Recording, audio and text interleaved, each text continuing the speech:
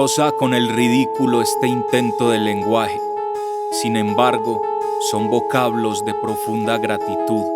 Eres guardián ante la luz de los momentos más aciagos, trazando los caminos con sonrisas verdaderas.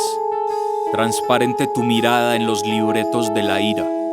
Eres mensaje que respira, adalid de la camada. Dejas tu insignia impregnada en mi avatar. Lealtad entre los baches, sanador de los latidos. Eres familia sin apellidos, sin contratos ni RHs.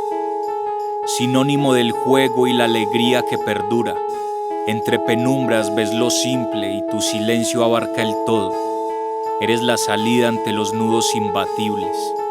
La dignidad de aquel que cuida, amor y techo. La rebeldía de quien sigue los vestigios de su esencia. Eres la advertencia a que no se caiga el dique. El miedo se transforma en privilegios intangibles. Un honor estar contigo en este lapso vital. Una belleza terrenal es abrazar un buen amigo. Un buen amigo.